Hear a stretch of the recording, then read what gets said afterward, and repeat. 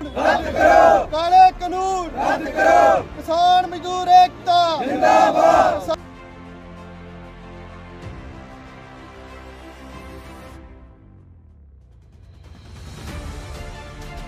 किसानी संघर्ष ਨੂੰ ਮਜ਼ਬੂਤ ਕਰਨ ਦੇ ਲਈ ਅੱਜ ਗੁਰਦਾਸਪੁਰ ਤੋਂ ਨੌਜਵਾਨ ਕਿਸਾਨਾਂ ਦਾ ਇੱਕ ਵੱਡਾ ਕਾਫਲਾ ਦਿੱਲੀ ਸੰਘਰਸ਼ ਦੇ ਲਈ ਰਵਾਨਾ ਹੋਇਆ। ਇਸ ਮੌਕੇ ਤੇ ਕਿਸਾਨ ਆਗੂਆਂ ਨੇ ਮੋਗਾ ਵਿੱਚ ਕਿਸਾਨ ਉੱਪਰ ਹੋਏ ਲਾਠੀਚਾਰਜ ਦੀ ਕੜੇ ਸ਼ਬਦਾਂ ਵਿੱਚ ਨਿੰਦਿਆ ਕੀਤੀ ਅਤੇ ਕਿਹਾ ਕਿ ਕਿਸਾਨਾਂ ਉੱਪਰ ਹੋਏ ਹਮਲੇ ਰੱਦ ਕਰਵਾਉਣ ਦੇ ਲਈ ਉਹ ਮੋਗੇ ਵਿਖੇ ਇਕੱਠ ਕਰਨਗੇ ਅਤੇ ਕਿਹਾ ਕਿ ਕੇਂਦਰ ਸਰਕਾਰ ਪੰਜਾਬ ਦੇ ਵਿੱਚ ਰਾਸ਼ਟਰਪਤੀ ਰਾਜ ਲਾਗੂ ਕਰਵਾ ਕੇ ਆਪਣੀ ਮਨਮਰਜ਼ੀ ਕਰਨਾ ਚਾਹੁੰਦੇ ਹਨ, पर उन्होंने यह संघर्ष इसे तरह जारी रहेगा जदों तक खेती कानून रद्द नहीं हो जाते। गुरदासपुर तो रोहित गुप्ता की रिपोर्ट, लाइव भारत। ਅੱਜ ਸਾਡਾ ਪੰਜਾਬ ਫੈਡਰੇਸ਼ਨ ਵੱਲੋਂ ਗੁਰਦਾਸਪੁਰ ਦੇ ਸਾਰੇ ਹੀ ਨੌਜਵਾਨਾਂ ਵੱਲੋਂ ਸਿੰਘੂ ਬਾਰਡਰ ਨੂੰ ਕੂਚ ਕੀਤੀ ਆ, ਕਿਉਂਕਿ ਇਸ ਵੇਲੇ ਅਸੀਂ ਦੇਖ ਰਹੇ ਹਾਂ ਕਿ ਪੰਜਾਬ ਦੇ ਵਿੱਚ ਸਿਆਸੀ ਪਾਰਟੀਆਂ ਵੱਖ-ਵੱਖ ਥਾਵਾਂ ਤੇ ਬੜਾ ਹੀ ਕਿਸਾਨਾਂ ਨੂੰ ਗੁੰਮਰਾਹ ਕਰ ਰਹੀਆਂ ਨੇ। ਇਸੇ ਤਰ੍ਹਾਂ ਦਾ ਹੀ ਦੁਬਾਰਾ ਇੱਕ ਅਸੀਂ ਕਿਸਾਨੀ ਲਹਿਰ ਨੂੰ ਚੁੱਕਣ ਵਾਸਤੇ, ਜੋਸ਼ ਭਰਨ ਵਾਸਤੇ ਸਾਰੇ ਹੀ ਨੌਜਵਾਨਾਂ ਨੇ ਵੱਖ-ਵੱਖ ਪਿੰਡਾਂ ਤੋਂ ਉਪਰਾਲਾ ਕੀਤਾ और तकरीबन वड्डा काफला लैके ਸਿੰਘੂ बार्डर ते जा रहे ने जी। जे किसानी संघर्ष ठंडा पिया हुंदा ते फिर इन्हां सियासी पार्टियां नूं की लोड़ सी थां थां अपनियां रैलियां करन दी। इन्हां नूं पता है कि जिहड़ा इन्हां दा केडर आ वोट बैंक हैगा वो इन्हां दे हत्थों खिसकदा जा रहा।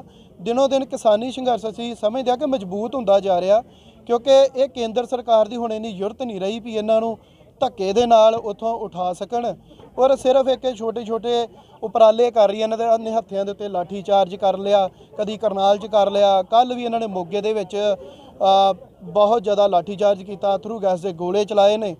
ये बाहर वाले इस तरह लग रहा है भी जिस तरह किसी देश नाल जंग लगी होवे, अपने देशवासियों नाल कोई सरकार इदां नहीं करती जी। बिल्कुल जी, ये तो साडे सारिਆਂ ਦਾ फर्ज बनता है भी उत्थे पहुँचीए, सारा पंजाब इकट्ठा होइए, और साडी भी ये 100% कोशिश है भी असी रस्ते दे विच जांदे जांदे, क्योंकि अज साडा ठहरा शाहबाद आ, साडे कोल टाइम काफ़ी, असी मोगे भी जरूर हो के जाना है, उत्थे अपनी हाज़री भी लवानी है, क्योंकि सारिਆਂ दी सांझी लड़ाई आ।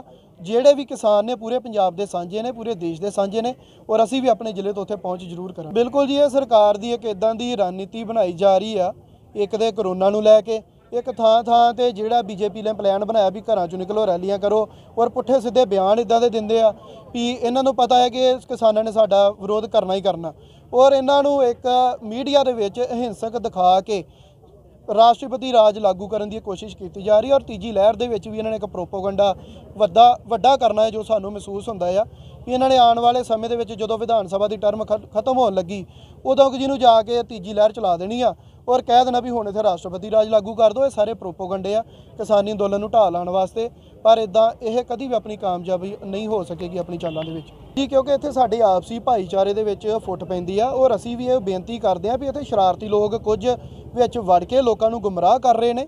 किसान भी साडे भावुक हो के लग जांदे ने नाल, क्योंकि किसानां दे उत्ते जख्मां दे उत्ते लूण पाउण वाली गल हो रही आ। और एक मैं बेनती करांगा सारे भाईचारे नूं भी इदां असीं आपसी टकराअ करांगे, साडा आपसी भाईचारा खत्म होएगा। सब तो वड्डी विरोध की गल ये आ, इन्हां दी रैलियां 'च जाना बंद कर दो, इन्हां दा पिंडां दे विच आण ते विरोध कीता जाए, इन्हां दे जिथे पोस्टर लगदे उन्हां दा विरोध करो। सब तो वड्डी गल आ भी रैलियां दे विच ही जाना बंद कर दो, अपने आप ये तुहाडे कोल पहुँच ही नहीं करनगे। ਕਰਨ ਵਾਸਤੇ ਹੀ ਇਹ ਕਾਫਲਾ ਦਿੱਲੀ ਨੂੰ ਲੈ ਜਾ ਰਹੇ ਆ। ਪਹਿਲਾਂ ਤੇ ਲੜਾਈ ਸਿਰਫ ਸੈਂਟਰ ਦੀ ਸਰਕਾਰ ਨਾਲ ਸੀ, ਹੁਣ ਲੱਗਦਾ ਕਿ ਆਪਣੇ ਭਰਾਵਾਂ ਨਾਲ ਵੀ ਇਹ ਲੜਾਈ ਲੜਨੀ ਪੈਣੀ ਹੈ, ਜਿਨ੍ਹਾਂ ਨੂੰ ਅੱਜ ਤੋਂ 6 ਤੋਂ 8 ਮਹੀਨੇ ਪਹਿਲਾਂ ਤਾਂ ਦਿੱਲੀ ਮੋਰਚਾ ਹੀ ਸਭ ਤੋਂ ਜ਼ਰੂਰੀ ਲੱਗਦਾ ਸੀਗਾ ਕਿ ਸ਼ਾਇਦ ਉੱਥੇ ਹਾਜ਼ਰੀ ਭਰਨਾ ਕੋਈ ਇੱਦਾਂ ਪਿਕਨਿਕ ਸਪੌਟ ਦੀ ਤਰ੍ਹਾਂ ਬਣਿਆ ਸੀ। ਹਰ ਬੰਦਾ ਆਪਣੇ ਬੱਚਿਆਂ ਨੂੰ ਵੀ ਉੱਥੇ ਜਿੱਦਾਂ ਕੋਈ ਮੱਥਾ ਟਿਕਾਉਣ ਜਾਣਾ ਹੋਵੇ ਇੱਦਾਂ ਲੈ ਜਾਂਦਾ ਸੀ। ਤੇ ਅੱਜ ਕੀ ਹੋ ਗਿਆ, ਕੀ ਫਰਕ ਪੈ ਗਿਆ? ਜੇ ਅਸੀਂ ਉਦਣ ਜਾ ਕੇ, ਉਦਣ ਤਾਂ ਉੱਥੇ ਮੇਲਾ ਲੱਗਾ ਸੀ, ਮਨੋਰੰਜਨ ਸੀਗਾ, ਜੇ ਉਦਣ ਜਾ ਕੇ ਮੁੜ ਮੋਰਚੇ ਦਾ ਮੂੰਹ ਨਹੀਂ ਨਾ ਕੀਤਾ ਤੇ ਫਿਰ ਅਸੀਂ ਮੰਨ ਲਈਏ ਕਿ ਅਸੀਂ ਉਹ ਮੇਲਾ ਜਾਂ ਮਨੋਰੰਜਨ ਵੇਖਣ ਗਏ ਸੀ, ਆਪਣੇ ਹੱਕ ਦੀ ਲੜਾਈ ਲੜਨ ਜਾਂ ਉਹਨਾਂ ਸੰਘਰਸ਼ੀਲ ਲੋਕਾਂ ਦਾ ਸਾਥ ਦੇਣ ਨਹੀਂ ਸੀ ਗਏ। ਜਿਹੜੇ ਸੰਘਰਸ਼ ਕਰ ਰਹੇ ਨੇ ਉਹ ਅੱਜ ਵੀ ਉੱਥੇ ਉੱਦਾਂ ਹੀ ਡਟੇ ਨੇ। ਸਿਰਫ ਫਰਕ ਪਿਆ ਤਾਂ ਸਾਡੀ ਸੋਚ 'ਚ, ਅਸੀਂ ਸ਼ਾਇਦ ਇਹਨਾਂ ਲੀਡਰਾਂ ਦੇ ਪਿੱਛੇ ਲੱਗ ਗਏ। ਇਹ ਸਾਰੇ ਅੱਜ ਦੇ ਜੋ ਵੀ ਕਾਫਲਾ ਅਸੀਂ ਲਿਜਾ ਰਹੇ ਹਾਂ, ਇਹਦਾ ਮੰਤਵ ਇਹੀ ਆ ਕਿ ਇੱਕ ਵਾਰ ਫਿਰ ਤੋਂ ਜਾਗਰੂਕਤਾ ਆਏ ਤੇ ਸਾਰੇ ਹਰ ਹੱਟੀ ਭੱਠੀ ਤੇ ਅਸੀਂ ਫਿਰ ਮੋਰਚੇ ਦੀ ਹੀ ਗੱਲ ਚਲਾ ਸਕੀਏ, ਨਾ ਕਿ ਵੋਟਾਂ ਦੀ। ਵੋਟਾਂ ਹਰ 5 ਸਾਲ ਬਾਅਦ ਆ ਜਾਣੀਆਂ, ਪਰ ਜੇ ਇੱਕ ਵਾਰ ਇਹ ਮੌਕਾ, ਇਹ ਮੋਰਚਾ ਅਸੀਂ ਖੁੱਸ ਗਏ, ਇਹ ਜ਼ਿੰਦਗੀ ਭਰ ਮੌਕਾ ਨਹੀਂ ਮਿਲਣਾ। ਜ਼ਮੀਨਾਂ ਤੋਂ ਹੱਥ ਧੋ ਬੈਠਾਂਗੇ। ਬਸ ਇਹੋ ਸਾਰਿਆਂ ਨੂੰ ਬੇਨਤੀ ਆ, ਇੱਧਰ ਧਿਆਨ ਦਿਓ। ਜਿੱਦਾਂ ਤੁਸੀਂ 6-8 ਮਹੀਨੇ ਪਹਿਲਾਂ ਦਿੱਤਾ ਸੀਗਾ, ਜਿੰਨਾ ਜ਼ਰੂਰੀ ਤੁਹਾਨੂੰ ਉਸ ਟਾਈਮ ਮੋਰਚੇ 'ਚ ਸ਼ਮੂਲੀਅਤ ਕਰਨਾ ਲੱਗਦਾ ਸੀਗਾ, ਜ਼ਰੂਰੀ ਅੱਜ ਵੀ ਓਨਾ ਹੀ ਆ। ਬਸ ਅੱਜ ਉੱਥੇ ਮੇਲਾ ਜਾਂ ਮਨੋਰੰਜਨ ਨਹੀਂ ਆ, ਅੱਜ ਉਹ ਸੰਘਰਸ਼ ਆ। ਤੇ ਜੇ ਸੰਘਰਸ਼ ਕਰਨਾ ਚਾਹੁੰਦੇ ਜੇ ਜਾਂ ਹੱਕਾਂ ਦੀ ਲੜਾਈ 'ਚ ਉਹਨਾਂ ਬੰਦਿਆਂ ਦਾ ਸਾਥ ਦੇਣਾ ਚਾਹੁੰਦੇ ਜੇ ਤੇ ਮੋਰਚੇ ਦਾ ਰੁਖ ਕਰੋ ਤੇ ਜਾ ਕੇ ਮੋਰਚਾ ਮੱਲੋ। ਪਾਰਟੀਆਂ ਸਾਰੀਆਂ ਇੱਕੋ ਨੇ। ਹੁਣ ਜੇ ਕੈਪਟਨ ਸਾਹਿਬ ਆ ਤੇ ਇਹਨਾਂ ਦੀ ਜਿੰਨੀ ਮੇਰਾ ਖਿਆਲ ਨਾਲ ਇਹਨਾਂ ਦੇ ਮਿਲੀ ਭੁਗਤਾ ਮੋਦੀ ਨਾਲ ਤੇ ਅਮਿਤ ਸ਼ਾਹ ਨਾਲ, ਜਦੋਂ ਵੀ ਦਿੱਲੀ ਮਿਲਣ ਸੋਨੀਆ ਗਾਂਧੀ ਨੂੰ ਜਾਂਦੇ ਆ ਪਹਿਲੀ ਮੁਲਾਕਾਤ ਉਹਨਾਂ ਨਾਲ ਕਰਕੇ ਆਉਂਦੇ ਆ। ਇਹਨਾਂ ਲੀਡਰਾਂ ਦਾ ਸਾਰਾ ਸੱਚਾ ਇੱਕੋ ਹੀ ਆ, ਇਹਨਾਂ ਤੋਂ ਅਸੀਂ ਕੋਈ ਉਮੀਦ ਨਹੀਂ ਕਰ ਸਕਦੇ। ਜਦੋਂ ਤੱਕ ਅਸੀਂ ਬੀਜੇਪੀ ਦਾ ਲੱਕ ਨਹੀਂ ਤੋੜ ਦਿੰਦੇ, ਜਦੋਂ ਤੱਕ ਇਹ ਲੀਡਰ ਫੇਰ ਤੋਂ ਉੱਠਣ ਜੋਗਾ ਨਹੀਂ ਰਹਿੰਦਾ।